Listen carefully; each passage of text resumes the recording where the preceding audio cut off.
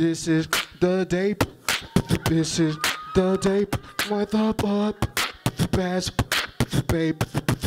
This when you start getting confusing. Amazing grace.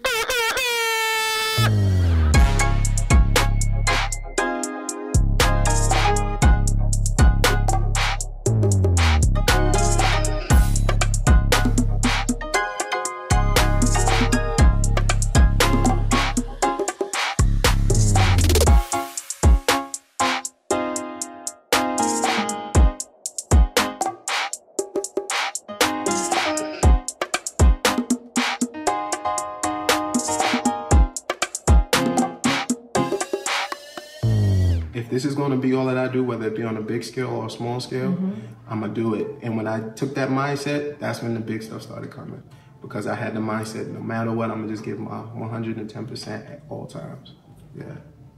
If you're not moving forward in life, you're moving backwards. This is Ace and Jamie, and this is Breakpoint Podcast. Our goal is to create and deliver content that evokes a change of spirit and heart, seeking out messages that will relate and inspire. Stories and experiences of people and their breakpoint in life. Little rough around the edges, completely unhinged, and wildly compassionate. We bring you Breakpoint Podcast. All right, guys, we have on today's podcast Mr. John Rickenbacker, a.k.a. FUDGE. Yeah. And just wanted to give him a quick intro. Four-time McDonald's Gospel Comedy winner, featured on popular commercials as Credit Karma. You might have seen him on there. He's on HBO's Crashing Season 3, which is on streaming on HBO Go. And he's currently working with Kenan Thompson and Comedy 360. And he will be playing the voice of Beast on the animated reboot of The Last Dragon called The Rise of the Last Dragon. And also a performer, writer for the Church of Laugh Live. So, long runway, man. John, we've actually known you for, man, when did we meet back? 10 years ago? 8 years ago? Man, a little ways back, right? Yeah. So, we haven't seen you in a little bit, and you were in your comedy career, but it's awesome to see what you've done. Over these 10 years, and we wanted to really just talk about that. Well, you know, we're glad you came on the show today. Yeah, thank you for having me. I didn't realize you guys were so close to me. I was like, I thought we had to do another Zoom call. Yeah, right. Glad to get out the house. Yeah, right. Wife got me doing work that I wouldn't normally do with a job. Right. It's like I hate being quarantined. The list of outdoor work. Yeah, I was like, why we need to work on the grass for? We're not going outside. Yeah, right. Doesn't matter how it's like. Stay in the house. Like, you want me to play grass? I ain't playing grass. You know? Able to go outside. It's all right though. I just opened my pool. Okay. But nobody's getting in it, so I'm just looking at it. Yeah, it's clear. Quarantine pool.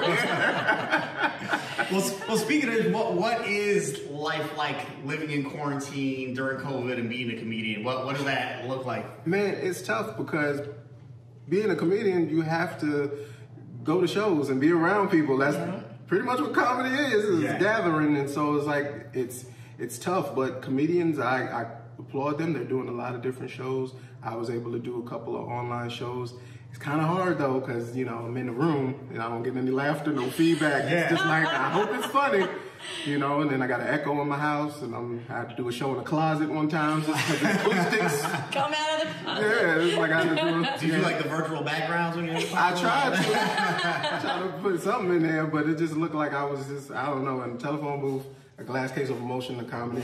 But it was good though. But I'm just like, I just stuck strictly to just doing skits, which was something that I, you know, was a little kind of reluctant in doing when I used to choose stand-up, because stand-up was kind of easier.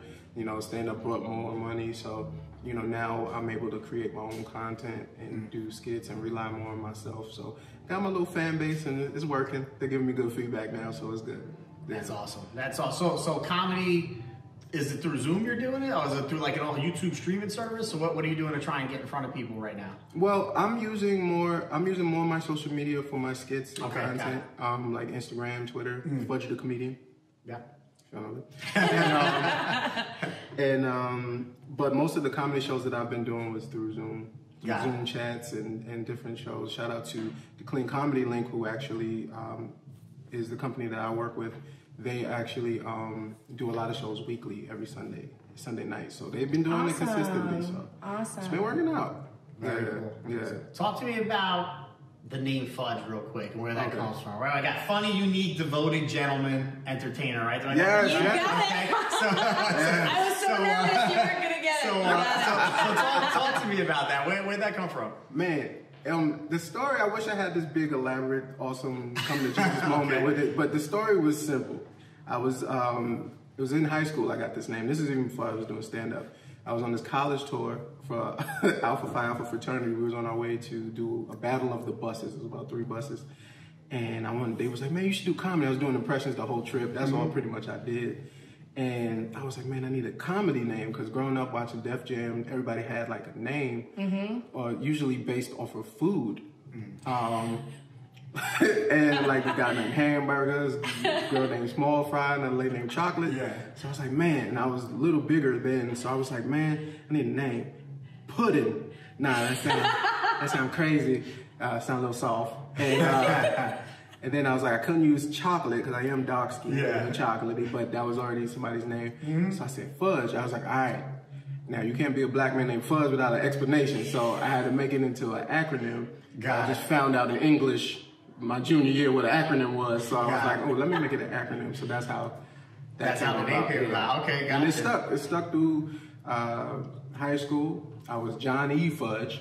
And then when I got to Virginia State University, my first year of college, I was in band camp. No, really? One time at band camp. So this one time at band camp, so one of the young ladies, she was on the drum line. She was like, I had a chain that my mom bought me. It said JF, and it had, one was like white gold, one was gold, so it looked like the 2 personalities. And she was like, what's the F stand for? And I said, Fudge. She said, man, we're gonna call you Fudge. And so that's how it just was Fudge. And I was Fudge that whole summer up into the school year, and then when I came back, I was Fudge, and that stuck ever since. So talk to me about where you're at today versus where you were 10 years ago. What was maybe like, I kind of want to hear it all, like the 10-minute overview of the ups, the downs. Well, and clean comedy too. You know, where did it all start? Well, it started at my mom's church. Shout out to Living Hope Fellowship Church in Massapequa. My dad is a hilarious guy. My mom is a preacher. A lot of people don't know that. And I kind of got the mix between the two. I got my dad's sense of humor, my mother's like public speaking and stuff like that. So what I would do was make fun of preachers and stuff that I saw. That's what my initial thing in the comedy was, an introduction. And I had a character called Bishop Neckbone. And I used to have these fake teeth. I still have them. The character is like taking a life of his own. But then my mom used to have me do shows for the community. The kids would come. Every Friday night we would go outside in the patio of the church and do comedy shows. And it was fun. And then I got some of my friends from high school at the time, Adrian, a friend of mutual friend of ours. He started with me as well. And we used to do shows every week. And I used to travel from church to church. And what I found out was that people started like really liking, like really, really laughing at it. And not like to the point where it was just like, okay, I'm funny in church, but am I funny outside? So we got an offer and we auditioned to do BET Coming to the Stage. It was supposed to be for, ended up comedy troops, ventriloquists and stand-up comedians. But when we got there, it was all comedians and only stand-up. And none of us did stand-up. We only was just funny in church. And usually we didn't have a time limit, so we didn't know anything about sets and jokes, setups and punchlines. It was just silliness till you tell us to stop. So we got there, you know, it was kind of a learning experience. We went all the way to LA. It didn't work out according to what we hoped it would, but I realized after it was done, I was like, man, I want to do this, you know? And so I started doing stand-up on my own. And then I was able to do a competition called the Insult Olympics with Lisa Lampanelli. And this was before she got like super huge. She was like on the brink. And we were at Caroline's on Broadway. I remember because my mom brought all my aunts and some church members on the church video. How long ago was this? Like, this was like, I wouldn't say 2000, early 2000s. Early 2000, okay. Yeah, because it was after college, so it was probably like 2004, I want to say. And then, yeah, man, and I won the initial to get to the finals, and then found out that it was like a little ringer situation where I should have won the whole thing, but they kind of staged it so I wouldn't win. Nobody was supposed to win, but it was so many people that came from me. Got it. Yeah. That's good, that's good. But then from there, I was like, man, I just want to start doing stand-up. And, you know, so I started trying to do the clubs. I was getting a little discouraged because they were doing the bringer shows. And like, it was hard living in Long Island, a young kid living in Long Island trying to get 15 people to come to the city to watch you perform for 3 minutes. That's true, you right know? there, yeah. And that's a lot of money. So like all my friends were in the same boat as me. So when ended up happening, I got a little discouraged, and then I met who is now my mentor, Alonzo Hamburger Jones, who's he's there he is, Hamburger. Yeah, he wore a cowboy hat and everything. Yeah. He still does comedy. Right. He gave me my first shot actually at a art gallery, and I didn't know that. That's before I thought all comedy shows was in comedy clubs and stages, but they had comedy everywhere. So he gave me my first shot, and he was like, "Man, you're really good." And that's the first time I got like a stamp of somebody I saw on television. So, you know, he gave me, and then from there I met my other mentor, Sean Sarvis, who does Christian comedy, and that's why I knew there was a market. And he gave me my first show in Maryland, and I was working at Sunrise Credit at the time. I'll never forget. Wow, Sunrise. Jamie used to work at Sunrise Credit. Yeah. You wouldn't have saw me. I was only there for like 2 weeks. 6 months. It's crazy, man. You know what happened was I got that show. You said, "Man, we paid $200, and you're gonna take a train or a bus to Maryland." And yeah, so I thought I made it, because I thought that's what I'm getting paid for comedy. Yeah. I made it. I was like, I quit. I was like, I didn't realize I was only one day. 200 wasn't not a lot of money. And so I realized once I got back home that I needed a job still. But you know, that bug bit me, man. And then I was going back and forth to Maryland, you know, honing my craft. And then, you know, that's how I ended up being, you know, making Fudge a household name and being.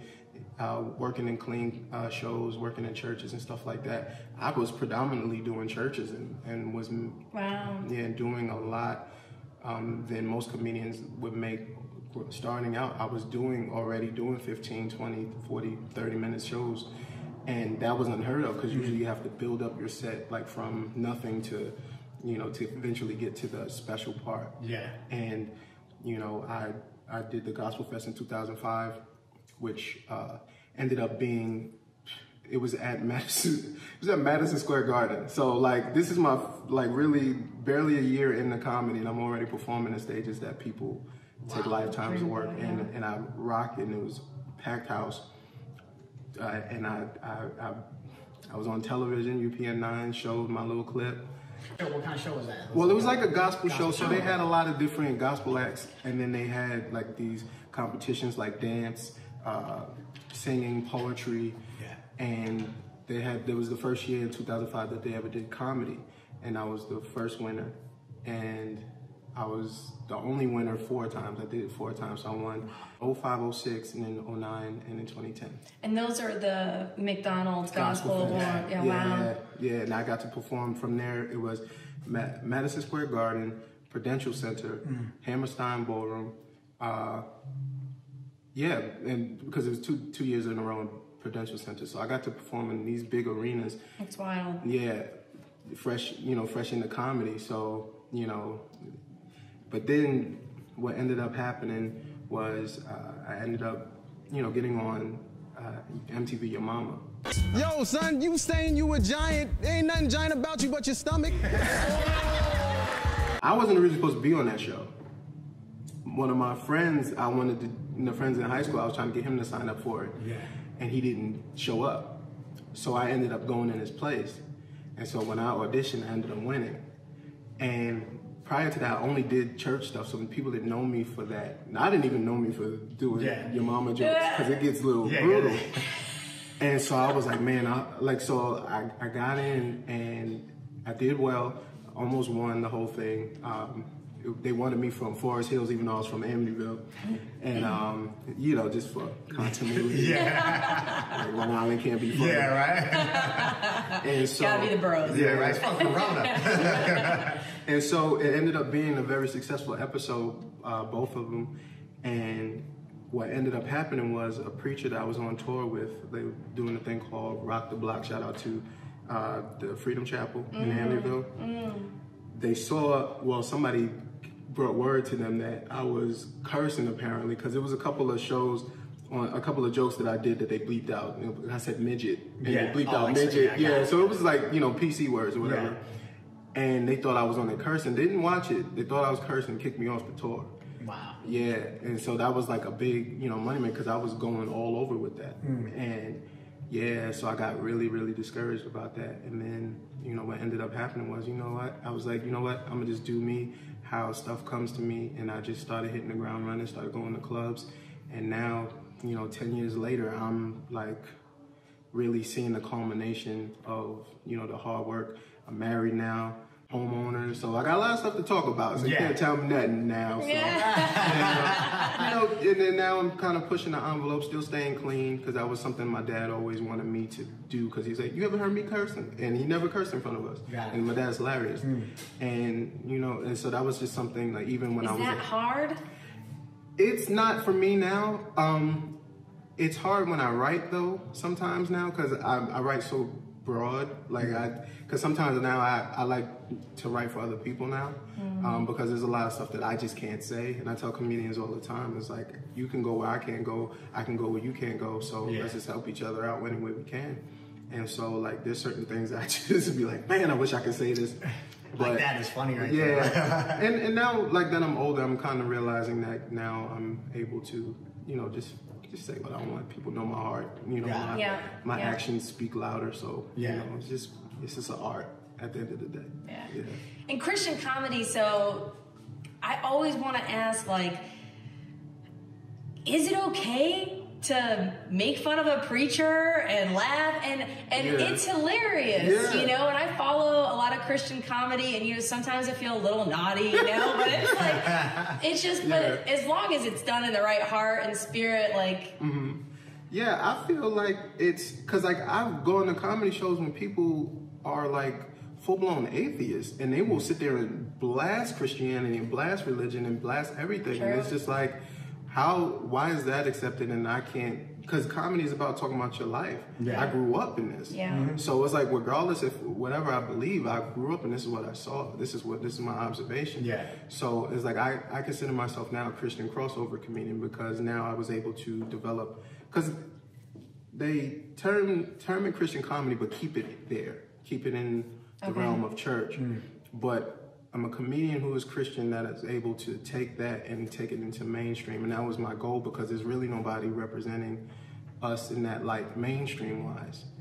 You know, to be like, oh, that guy is a Christian comedian. You know, there's guys like Jeff Foxworthy who are, you know, Christians, and there's a few that was on the up and coming that, you know, something happened and now they're not in the limelight anymore. But, you know, I felt like the momentum that I had last year going into this year was going to put me in the forefront.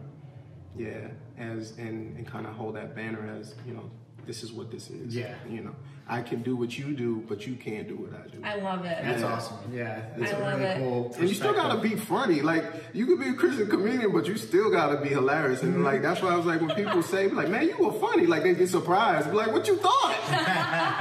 So you can't be funny and be Christian at the same time. Like, no way. Well, I was gonna say, was it Sebastian Maniscalco? Like, he doesn't really curse that much. You know? And he's funny. He's a funny dude. So it's like this. You know, Sinbad, like you can go down the line. That's true, Yeah, and it's just like funny is funny. Like, and it was one of those things where it became like a challenge.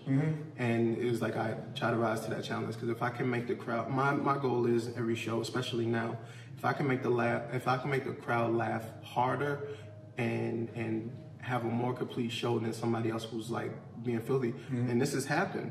People come up to me and be like, man, you were funny, man. You were the best one of the night.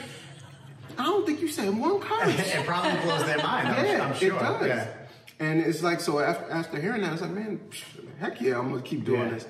You know, and in my own time, like, you know, I say a couple of four-letter words in my house or something, but, you know. Nobody's perfect. Nobody's perfect. You know? I'm gonna catch you cursing.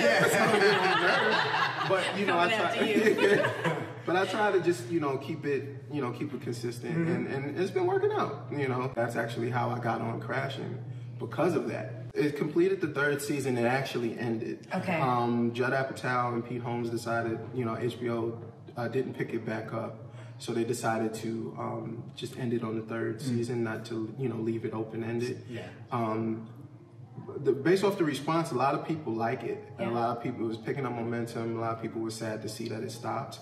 I'm seeing it now, like with the comments and things of that nature. Everybody's asking, is it coming back? Yeah, and the royalties. Yeah. The royalties. Like, man, please bring it back. That's good. But what was so dope about it is, and actually is, in the background of the show is created, executive produced by Pete Holmes, starring Laura Lapkus, the wrong Missy. Judd Apatow is also executive producer on it.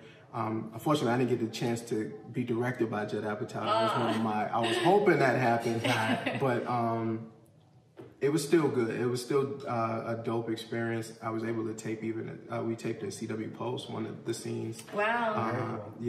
So that was cool. The bus scene with me and Pete was done on the college campus at CW Post. So he was like, the call sheet was like, Fudge, take a train to the city and get a bus to Westbury. I was like, okay. My wife is from Westbury. I could just come around the corner if that. It's pretty cool. Just drive around. Yeah, I just sat in craft services all day. But what I noticed is one of the writers, Mike Lawrence, told me, he was like, when they were looking for someone to play, originally the part was Sandy. They were looking for a comedian who can kind of do both, like to show Pete the in and outs and the difference between, just regular stand up in church. Like there's a ministry aspect of it, and that wasn't even written yet. After the first scene where I meet Pete, that was all like for real. Like right before we got on to tape, he asked me, he was like, I know your name is not Sandy, because I wrote all these stuff about Sandy and stuff like that, because that was originally his name. He was like, what's your name? What's your real name? And I said, how would you introduce yourself if you were meeting me for the first time? And I said, my name is John Rickenbacker. They call me Fudge. That's funny. And he was like, all right, we'll do that. Your name's going to be John. Your name's going to be Fudge. Introduce yourself the way you would introduce yourself normally. Action. It was like, whoa, okay. Oh, really? Yeah, so when you see it, it's like, wow. Yeah, he literally called it like on the fly. My cup runneth over, huh? Yeah, this is a crazy spread. I've never seen anything like it. I'm Pete, by the way. I'm a comic. Oh, me too. Fudge. Fudge? Yeah. That's not your name? No, my real name's John, but Fudge is an acronym I go by. Funny, unique, devoted, gentleman, entertainer. Yeah, based on just this brief interaction, I think you're very fudgy. And then after that scene, I sat down with the writers, and they were asking me about, certain things, what I thought about comedy, my views on it. And I just told them, I said, it's a ministry. I said, I don't have to, nobody has to tell me not to curse. Like, it's a part of me. It's a ministry. It's a way that you can bring joy in people's life, teach about the Word of God, teach about spirituality in a way that they wouldn't hear it as a preacher. I study, I do all that stuff to make sure that I'm hitting the points correctly. We do Bible stories, because Pete, that's something he put in the audition. This is not a parody. So he wants comedians that are serious about, because that's how he was brought up. He used to be a youth pastor before he became a comedian. And so I thought that was dope. So like they really was like, yeah, we wanted you specifically. We was just hoping that you can act. So yeah, so like that. And you got to play yourself. So yeah, I got to play myself. It was so amazing to see, because it was just like, because the people didn't know. So like people like, because they don't know who I am. So it's like they're meeting me for the first time. So it's like, is that Pete? Like, do you know him? Like, did you start up? Did you give him his start? Like, I was like, no. I was like, yeah, I guess. Because it was loosely based off of just basically, and it was something that I wanted to be. Like, I got to be, I guess it showed me a glimpse of my future in a sense. It's like the guy that I was playing is myself, but it's where I want to be. So it was just like, man, this is, all right. I am good enough to be, on a national stage. Yeah. And at the time, the best thing that could have happened was the time the show aired, on the same time, there was a commercial running, the Credit Karma commercial, that I got a year prior. Excited about the open house today? Just gotta check my credit at Credit Karma first. It's free.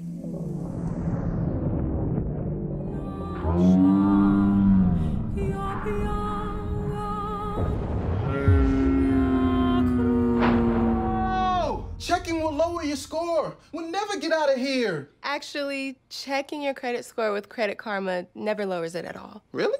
Yep. Maybe I should check my credit. Oh. So it was just like one thing after another. Every year was something different. Yeah. And so it was running about the same time. That commercial did very well. It went for like running consistently for two years straight on Hulu. I feel like we saw that commercial all the time. Yeah. I'm like, he made it! I thought I was too. That's great, because that's going to lead to the next thing I want to talk about was income as a comedian. Yes. Where you were versus where you're at now. Like if I'm ground level, like grinding, what am I to expect to go through financially? You know. Expect not to have anything. Shoot, you're lucky if you get stage time. Yeah. Because most of this stuff, like when you're starting out, I was, fortunate enough to start at a high. But, what I had to learn, because I had to kind of go backwards. I was making a lot of money because there's a lot of churches. And so, like, hey, he's funny, bring him up here. How much you charge? Like, I didn't, like, oh, I'll charge this money. Yeah. Then you go to comedy clubs. You're not going to get paid that much, especially like even the big names. Like unless you're like a Kevin Hart or Cat Williams, like you're getting probably about 200, maybe 150 a set, and like let's say they have two. You have to probably do about 4 shows a night. I did a comedy. I did a show in a comedy club. It was a weekend for $500. Like I was making $500 for just doing one church show in a day, probably like a 30-minute set or so. Yeah. That was before I got to this level where I'm at now. But doing comedy clubs, you have to, now it's with Jokes and Notes. That was Jokes and Notes. I went to Jokes and Notes. I had to do 2 shows. So I had to do an 8 o'clock and a 10 o'clock. Then the next day I had to do another 8 o'clock and a 10 o'clock. So it was 4 shows. So 4 shows, $100 a piece, plus another $100 for travel, which I had to pay my own travel to get there. And my own hotel. So $500 for a lot more work. Yeah, $500 minus expensive travel, right? And so that was that, and I had to work up to even that. Yeah. So it was just like, and that was another reason why if churches was a big, and they even Crashing didn't cover it. He started doing churches because it was a lot of consistent money. It's more money than you would make if you were doing the club shows, but you get more. It pays to be clean. Yes. But you get more of a following being in the clubs because that's where the people are. Sure. Constant shows, especially if you're a regular, if you have a residency somewhere. Yeah. So that's kind of what I have to do now. So this was what this year was dedicated to, going backwards and not necessarily, and kind of sacrificing the pay to get my name out. Because a lot of people saw the commercial, a lot of people saw Crashing, but a lot of people don't see me. So it's just like, who is this guy that came out of nowhere that's on my television and I don't know him? So it's like part of my set, I have to be like, hey, y'all seen that Credit Karma commercial? But I always wait to ask though. I wait till when they ask me, wait till they're laughing and they actually find me funny. Be like, y'all enjoyed it? Yeah. Like, I was in the Credit Karma commercial, right? Let me just let y'all know. Before they'd be like, boom. Be like, oh, it's from Credit Karma. Well, I also want to bring how is that? And you've probably done, I'm sure everybody deals with this in their career, as the temptation to maybe not be clean. I'm sure everybody gets to a point where maybe they're like, hey, I'm going to run my career a certain way, and then something might happen where it's just like, damn, it would be easy if I took that role, or maybe I should, try out for something I normally wouldn't do, right? Or maybe go into maybe a dirty or somewhere where you did have to curse, like type of comedy show. Like what are some stories? I'm sure you've gone through some of that before, where you had a question. Yeah, it was a lot of stuff, and I still kind of fight with it a lot too. Just because I've been through a lot, so I have a lot more to say. When I did the Your Mama thing and the response that I got, even though a lot of people liked it, some people understood, some people didn't like it. Some church people didn't want me on the show because of it. It sucked because it was just like, I'm doing all this work, for what I thought was for the kingdom and representing, trying to represent for what I know, and then I do this one thing and I get chastised for it instead of being seen as somebody that's representing our banner, you know what I'm saying, the brand, trying to be on the forefront. So it was like a slippery slope as far as like wanting to profess it. But like even the comedians that know me, a lot of them don't they feel bad asking me to do certain things because they feel like I'm just this big holy roller, like I'm walking like, yeah. That's no good for John. Like, you know, for instance, shout out to my boy Rick Michaels. He's on Wildin' Out, and he was like, well, Fudge is in church, he don't drink. Well, Fudge is in church, he don't do this. Fudge in church, he don't. And it's just like he doesn't even realize he's saying it, but it's out of matter of respect. Yeah. But it's like I don't know if he's going to be funny because you're not used to doing this. It's like, no, I'm hilarious. Yeah, so it's just like, I just realized that as long as I'm true to myself and I feel good at the end of the day, you know, my wife got my back. And really, that's what it was. It's my wife. I don't really care now, you know, because I know who I am. So I know my spirituality. My parents understand it. So my mother doesn't feel, you know, she has to feel, oh my gosh, my baby cousin. You know, if she feels like she'll know that I'm doing it with an understanding of, you know, he is a reason for it. She trusts my judgment as far as, you know, it's my life. You know, I'm responsible for bringing food on my table, my family's table. You know, my wife and I, she's been totally supportive. And she wants me, she encourages me to be my true self because she's just like, man, you just funny off stage. Like, you just be saying the wildest stuff. Why can't you do that? And so that's, you know, part of me now. I don't have any, like, I'm not boxed in. Got it. No, yeah. Sure. As I say, it's got to be a tough thing to, especially in comedy, to feel the restriction of you being yourself all these years, or who you might, you know, because all opinions, right? You're damned if you do, you're damned if you don't. It's like whose opinion am I going to hear what from? Like, it's just, it's tough. It's tough. Yeah. So as far as giving a set, and being in the game, like, and we were talking about this off video. What you've been in the game now for a while, you know, and you have a set that you come in with. How often do you venture off that set? You know, all the time, because I was brought in by mentors who was strictly old school. You work your set. Everywhere you go, you work that set till you work it till you make it, and you tape it. Then you work up another one. Yeah. When I lived by that, I was doing the same set for, I want to say, about 5-10 years. Which even now, I started in 04. September 10th, 2004. And I still do jokes from the original set, but it just changes over time.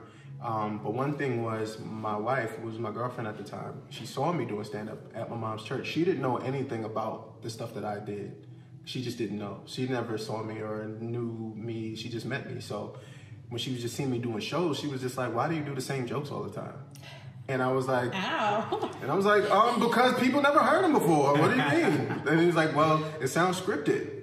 That's what she said. She said it sounds scripted. It doesn't sound like, you know, because you're funny, just normal. Yeah.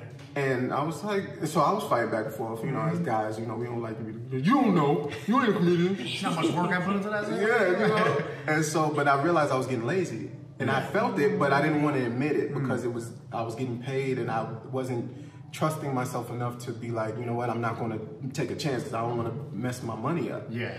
But it wasn't until I decided that I wanted to, you know, just, you know what, I'm going to just trust myself, bet on myself, and give people an experience so that E and Fudge, instead of it being entertaining, it was more of an experience.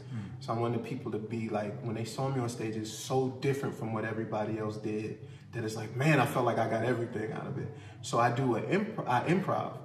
I've done it, but I just never did it on that level as far as stand-up. I did sketches and stuff like that. When people are like, man, you just thought of that? I'm like, yeah, and so I would do that. And so I would go to the venues and I would sit. People wouldn't even know sometimes I'm even on stage that I'm going to be on that night. I'm sitting there watching, observing stuff that happened. And as soon as I get up there, bop, bop, bop, bop, bop. So I saw this, bop, bop, bop, bop, bop, bop.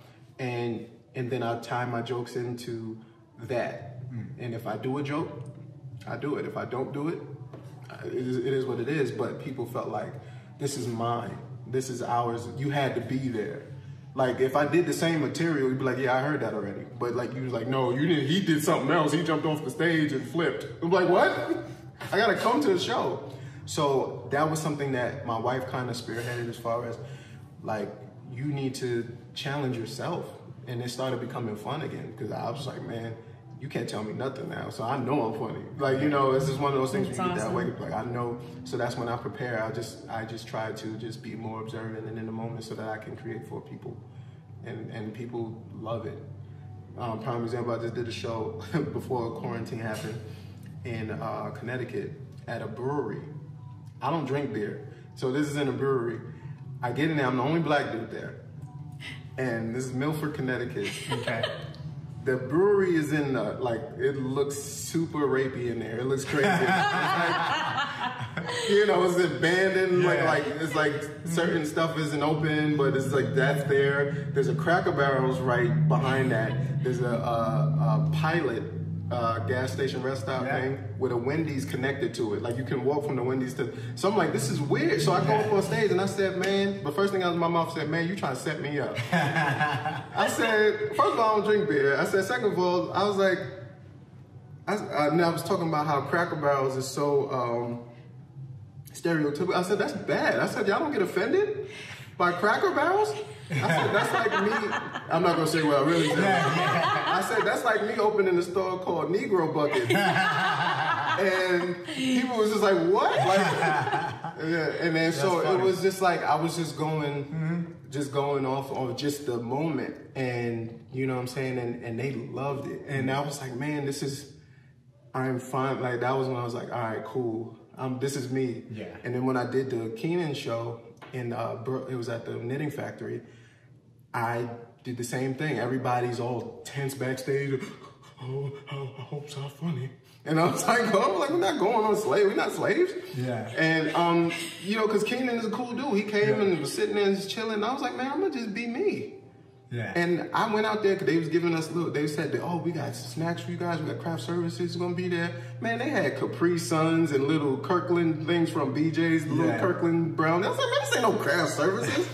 So I was taking juices because nobody was drinking them. So I was putting them in my bag. So all the comedians was laughing at me because I'm sipping on juice boxes like Capri Suns while everybody talking. It was like, so people joking backstage. So I was about to get on stage and I was like, you know what? I'm going to take a juice box. And I'm gonna just drink it. I'm gonna come out drinking it on stage. Yeah. And Melissa Villasenor, she plays. She's on SNL as well. She was also on Crash, and she does all the impressions. She does Christina Aguilera. She's awesome. She was the host, and she was like, "You gonna drink that on stage?" I was like, "Yep." And I was like, "How's everybody doing?" and it was just like everybody just started laughing because you only have 5 minutes. And it was real cold in the building. It was super cold. Nobody said anything about it. So I said, man, it's cold in here. I said, this is the knitting factory. Somebody knit me a sweater. Like, I just said, and I just talking. And then I went into my set. And by the time I got done, I was like, people was just like, it felt like it was an experience because people were coming up to me. Even the judge was like, I thought you was one of the guys they brought in because I was so comfortable. And that was the thing. I was like, you're not going to get me out of my own skin. I'm always ready because it's me. So it's like, if you put a microphone in front of me, I'm going to be ready regardless. You know, so that's where I'm at right now. And that took a few years to do, but you know, now that I'm in that space, I feel like I'm good. You know, I feel like I'm mastered that art. Now it's time to go to the next step. Yeah. And talk about experience. You are an ordained preacher. Yeah, minister. All right. Yeah, I don't want to be too ordained. Unbutton. You can sing. I mean, you know. Beatbox, I think, right? Beatbox? I beatbox, definitely. But people say I can sing. My wife was saying, like, you got a nice voice. I said, is this because I imitate people? Yeah. So... You can imitate a good voice. Yeah, I think that's what it is. And it's just like, most imitators can sing, like Jamie Foxx, you know. Like, it's just, I don't know, it's just one of those things. I imitated people enough, I gotta learn how to do it, you know. So talented, so talented. So we're gonna get a beatbox real quick? Yeah. On Jokes and Notes, I got the chills watching that. I thought that was so cool. And that was old, too, because I got crazy since then. But, yeah, it was one of those things where... that was a joke that was one of my first jokes. Comedian Hamburger told me, because I didn't do it at first. I beatbox several. I used to battle beatboxing. Yeah. And I won a couple of competitions in beatboxing. And that was just something I just learned. I just did it, you know, you know, when people play, oh, you beatbox, yeah. Yeah, I just did some crazy stuff. And he was like, man, you should do that in your set. Find a way to do it in your set. Yeah. And I was like, okay. And that's how I created this thing called, and it's usually like an icebreaker for me, but it was what if DJs was in churches? That actually happened. I went to a church and they had a DJ in it. And so I would do like, you know, this DJ set as the preacher. And so from there, at the time when I started it, the hottest song was, yeah!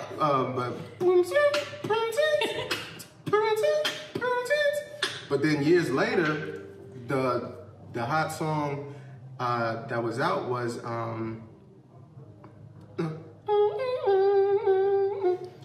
Yeah.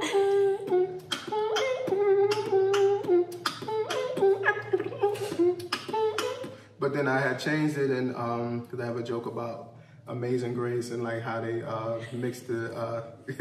He's like, so he's like playing Amazing Grace. Like what's going on here? How sweet DJ Holy Water does sound, and then it was the Amazing Grace, Amazing Grace.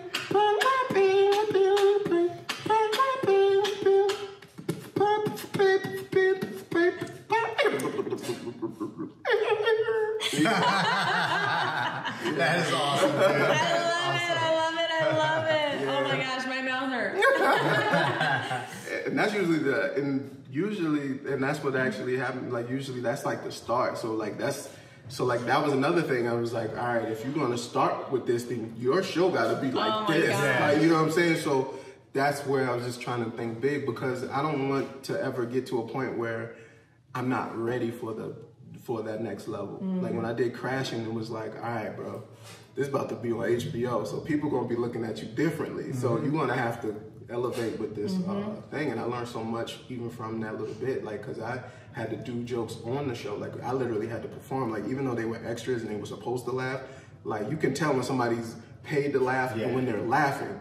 And so my goal was, I'm gonna make you laugh for real. And I was getting real laughter, and like even to the point where I was improvising again. I'm like, I'm supposed to be taping, like I'm supposed to have this prepared, but I had nothing prepared because I don't know what they want. So I was just like, I'm gonna just do something, and if they like it, they like it. If they don't, they don't. And it's the weirdest thing, and I know that's people that's listening. That if you're a comedian, please don't. If you're not familiar with improv, don't do it. Don't do it. I'm just comfortable. Right? Yeah, it can go left at any moment. I can say the wrong thing and it totally.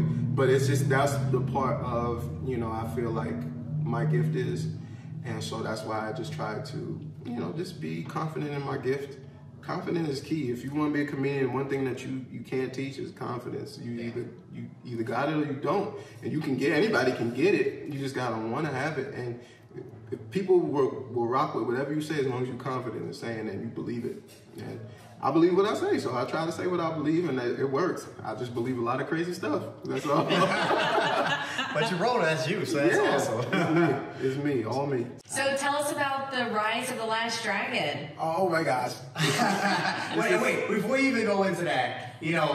You're obsessed. I mean, we were talking about this again off camera, and if anybody just knows Show Enough.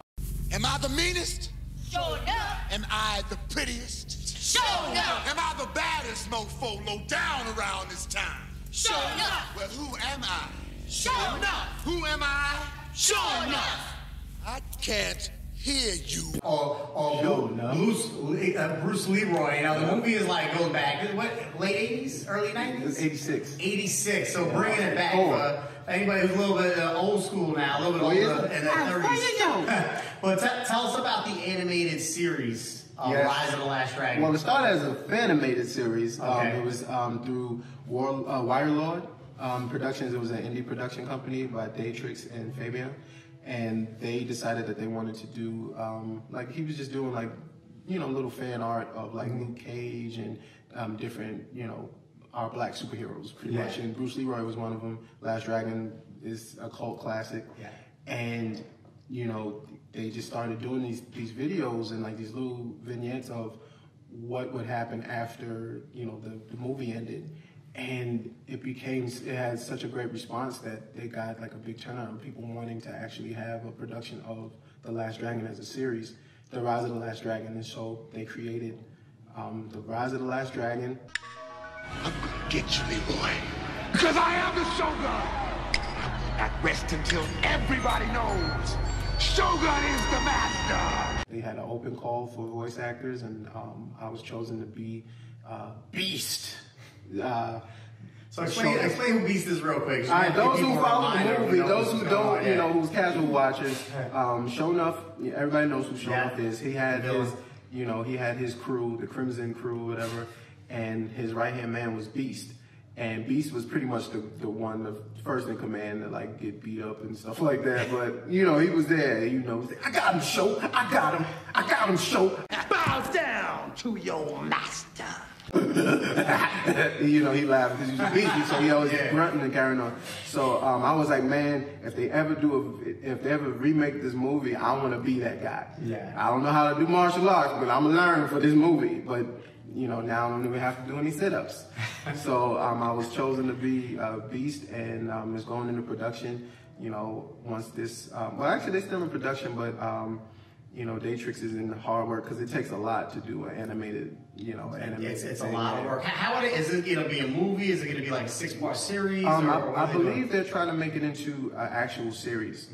So it's going to be, you know, hopefully a season of a continuation. I think they're still up in the air with it, I guess, depending on, you know, the sponsorship of it. So go to the Rise of the Last Dragon, or you know, if you search it, The Rise of the Last Dragon, you should see a lot of different clips and stuff on Instagram. I was looking at the animation; it looks pretty dope. It's like a mix of like CGI/2D. I don't know how they did it, you know, but it looks really cool. It's super dope, and we tried as best we could to get the original actors involved. So the guy that played Johnny is going to be in it. The guy that Tamak, who's the original Bruce Leroy, is on board to play himself. That's huge, right there. Yeah, that right there was just icing on the cake, and we got this dude. Man, are we like geeking out right now? Yes. But as far as Shonuff is concerned, when I tell you this dude, Greg, isn't that Greg the Shonuff? Like, I'm telling you, this guy is. Is he the original Shonuff then? No. Oh, okay, got it. The original guy, Julius Carey, I think his name is. He passed. Okay, got it. And the guy that plays Shonuff, when I tell you, if you had your eyes closed, you would think it's him. And he's like, it's so much so he called himself Shonuff. Like he was made to do this. And like, you know, shout out to, you know, the Glow crew, the Glow fam. We always in contact on Instagram, you know, just in. Who the Glow fam is? That's just all of us, all the people that's involved. Is that because like when, you know, they got their hands glowing? Yeah. Oh, I mean, it's like that, man. I remember, you know, when I was young, I called it the double Dutch arms. Yeah. You know, I thought I tried to stick my head in the toilet bowl, try to fight a bully. I'm the master. Yeah. Like, no, you stink. That's what it is. Get your head out the toilet. But there's so many lines out of that movie that are just like they just stick with you. Yeah, man, and it's gonna happen. So, you know, everybody, if you want to get on this Glow wagon, you know, I'm sure they have sponsorship opportunities. Make sure you go to the Rise of the Last Dragon or thelastdragontribute.com, and you can find the information for that. And if you follow me, I have some information on my page too. So, yeah, man, it's happening. It's happening. Awesome. Everybody who needed it, showed up. So where's John going over the next, where's his career path going? Like, where does he envision himself going? Where's he trying to get to 2, 5, 10 years from now? What's that look like? 10 years from now, I want to be a cast member on SNL. That was my goal pre-COVID. You know, I was taking those necessary steps to get to that level. But my goal is to be on SNL or Wildin' Out or both, to be the first one to do both, or even as a guest on both, to be big enough to be a guest on it. Yeah. Which is a better goal for me, I think. I definitely want to tour with my comedy to really show people the difference. Like, 'cause I feel like Christian comedy is not represented in a way that I feel is on par with Chappelle, Kevin Hart and stuff. It's just either you're doing it over to the left, you're funny, but you're not as funny as as these guys. Got it. Yeah, you're making money, but you're not making as much as these guys. Like, you're good on there and you're circulating it from church to church. You can see it on a ride to the church retreat or something, but you're not on Netflix. You understand what I'm saying? So I want to be that guy that when people see that, you know, and I don't want to be a face of anything, but I just want people to see it in a different light. You want to bring it mainstream. You want it to be like mainstream, where it's just, it's not that, even like Christian music, where it's just like, oh, that's over there. Yeah. You know, so it's the joy business. You know what I'm saying? There's people that are hood. The hoodest dudes be listening to Kirk Franklin. You know what I'm saying? Yeah. You know, but you know, it's about just being real. And when I preach, I just come from a real way, a real. My mom, I know I'll be, you know, be pushing the envelope with her, because I try to run things by her, just to see how she reacts to it. Because if she laughs, then it's good, regardless if she be like, I don't know, but like, you laughed at it first, though. Because there was one joke. That's funny, but you probably should. No, you laughed. Yeah, because there was one thing I was like, Ma, you know, I don't think Adam's name is pronounced correctly. And she was like, what do you mean? I said, because you know him and Eve messed up in the beginning, you know, by them eating the apple. So I think instead of his name being Adam, I think his name is damn. God was like, damn, I gotta start over again. And how did your mom respond to that She's one? like, oh gosh. Like, that's her thing. When she want to laugh, it's funny, but she feel bad laughing. Well, I got more of those too. I was talking about how, because of COVID, and this is going to be on my special one eventually. So if there's any sponsors out there who would like to sponsor the Backsliding series, it's called Diary of a Backslider, 1 and 2. Based off of Breaking 1 and 2, the second being Electric Boogaloo, you know. So I talk about a lot of stuff. I talk about how I feel like the Jesus story needs to be made into an animated film, like for Disney Plus.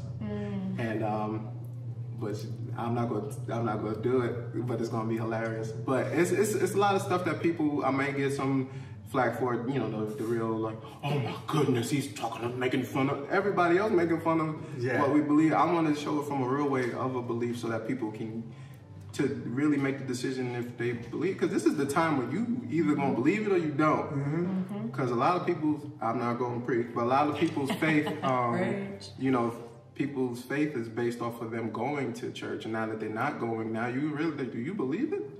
You know, so that's why I was like, I want people to understand, like, you know, there's more to this, and like, there's a way to do it in comedy, and it is a difference.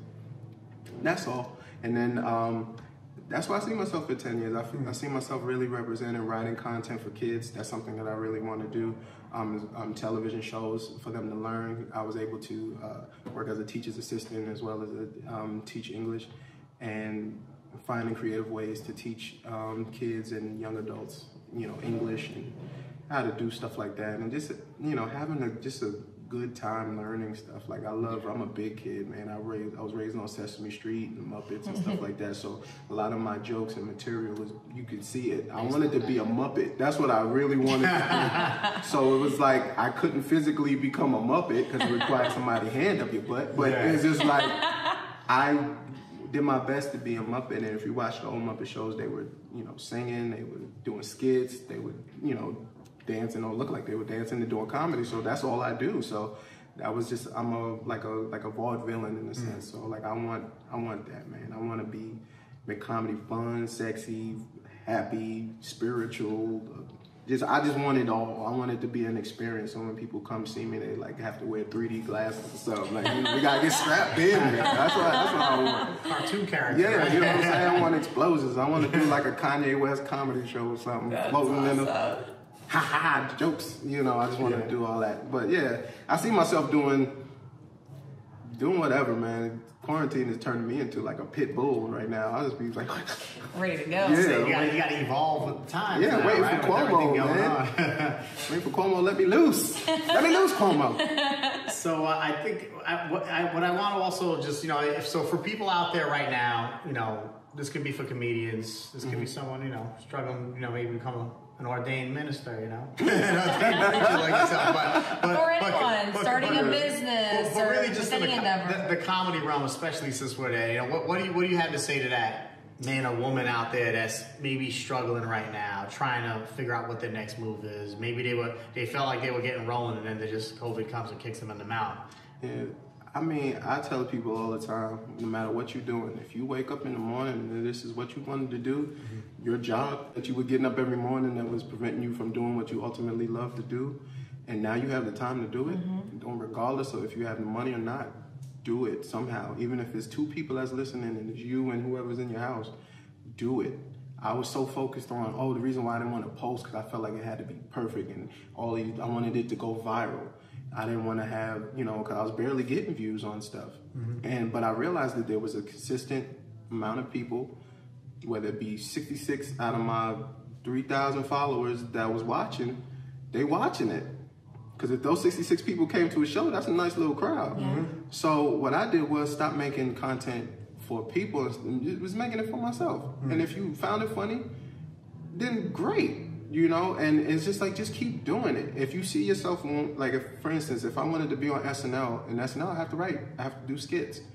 So I'm creating characters and doing skits, I can do that at home. That's where most of this stuff happens. So when I want to preach, I'm reading the word, I want to talk. You know, the Bible said, you know, that's what, you know, that's my preaching boy. I always well, it's good. I just like that old Southern, because it just sounds like, I don't know, like them fighting games when they have, like, it's just like, that's the preacher, like, oh, Jesus. I might have to write that down. Yeah, right. That's something to say. You heard it here first. Yeah, but it's like, whatever it is, if you a cook, turn the camera on and cook. You know, take a picture of it. You know, if you like to sing on the mic. You got it. Nothing is prevented. There's no excuses. If you have, we lost so many people these last few weeks. If you woke up this morning, that means there's still work for you to do. So if you're gonna do that work, get up and do it. Have fun doing it.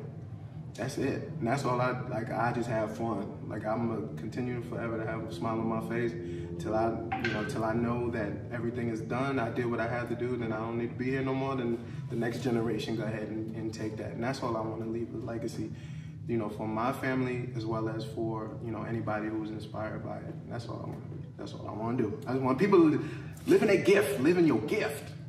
Preach. That is awesome. Because I know there's a lot of people on the show, aspiring entrepreneurs. Yeah.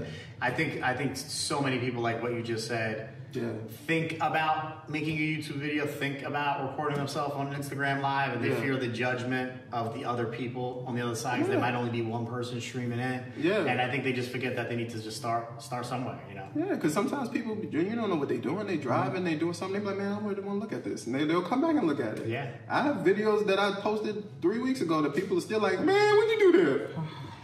Well, the great part is you only need one, for someone who's a comedian like yourself, or you just need the right person to see it. You just need that one person to see it, you know? And if I didn't realize that I'm not verified. I mean, I realize I'm not verified. I realize it. But my people that follow me are. Some people are. And then, so you realize, like, yo, that's starting to, when everybody was getting locked out of the Babyface and Teddy Riley thing, and they was only letting verified people in, I was in there because they probably was looking and saying, ooh, these verified people following me must just not be famous enough, but he's famous enough. So it's like, you never know. Like, I had, I don't know if y'all familiar with wrestling, the New Day, which is I'm a fan of. One of the members, Big E, was watching Crash, and they was posting something, and he's like, "Hey man, you was good in that." Like, it's just one little retweet. Yeah. He didn't retweet me ever then, but ever again. But still, it was just like, all right, people are seeing it. You know, you see the. I was going through different things of people seeing the commercial on television in different states, and like, man, I was in Arizona, man, I was in Puerto Rico. Like, it became like, where's Fudge type thing with this commercial. And it's just like one of those things where it's like, you know what, you can't give up. You know, there was times I was working regular. I was like, look, I'm gonna just get a regular job and just make money. And they was just like, people say, man, you know, you funny, man. You need to be doing some jokes. He was like, man, if you don't get out my face and take this call. But, you know, it showed that, you know, I can't get away from it. So if this is going to be all that I do, whether it be on a big scale or a small scale, I'm going to do it. And when I took that mindset, that's when the big stuff started coming. Because I had the mindset, no matter what, I'm going to just give my 110% at all times. Yeah. Well, we have so much respect for you. And you guys inspire me. I was telling Ace right off, prior off camera, you guys inspired me so much when I met you guys, just how y'all band together and y'all created, an empire from out of your living room, and seeing my wife and us in the conversation that we had and understanding, because she came with me a few times, so she, being able to see that and see where you guys ended up and seeing that now I'm in a, better position as well. So cool. To, still meet up is kind of went full circle for me. And I had a lot of full circle moments, The lady that gave me my first shot at Jokes and Notes, she told me that I was too churchy for her crowd. And then years later, fast forward, she's one of the judges for the Keenan thing, for the Keenan experience. How funny is that? Wow. And she was like, oh my gosh, you were hilarious and you didn't curse not one time. And I said, I told you. And so that's when people say like, oh, you God, this, God, that. That was God. He allowed me to get that closure. I didn't know she was going to be there. She ended up being the person, and I shut her mouth. But even though it took about 10 years, but I shut it. So it's just like, it doesn't matter how small or how big something is, as long as you feel like you want to do it and it's in your heart to do, just go ahead. Go ahead. Your gifts will make room for you. That's something that my mom always said, and it's in the Bible. But she said your gifts will make room for you, and that's it. As long as you're activating your gift, you'll make it. Yeah. It's powerful. It's powerful. Gifts will make room for you. Yeah. Well, I think that's a good way to end it almost, but yeah, I mean, that's it right there. Stick to what you're doing. It always comes back around. Always do the right thing, which is huge. Never burn your bridges. And be true to yourself. Be true to yourself. Yeah, definitely. And lastly, where can we find you for people out there that may be hearing or seeing this for the first time? Where can they find you on maybe Instagram, YouTube, whatever you got going on? Find me on Instagram. You can find me on Instagram at Fudge the Comedian. That's Fudge the Comedian. And that's also my Twitter and Snapchat. You can find me on Facebook as John K. Rickenbacker Jr. You might have to just find me on Fudge the Comedian. If you search Fudge, you'll find me on Facebook. That last name might mess you up a little bit. Just press your hand on the keyboard and eventually it'll spell my last name. But yes, you can find me. You can find me anywhere, and it's just like pretty much I just put out content to make people smile. That's it. It's an experience, and hopefully post-COVID, more opportunities will come on a wider scale. But for now, trust me, you won't be dissatisfied with the content that you see, and your kids can watch it. Some of the stuff, for grown folk, but nothing too crazy. Well, awesome. Well, John, thanks for being on the show, buddy, aka Fudge. Yes. And if you guys are listening, make sure to leave a review. And if you're watching, make sure to click like, subscribe, and hit that notification bell so you know when videos pop up. We'll see you guys soon.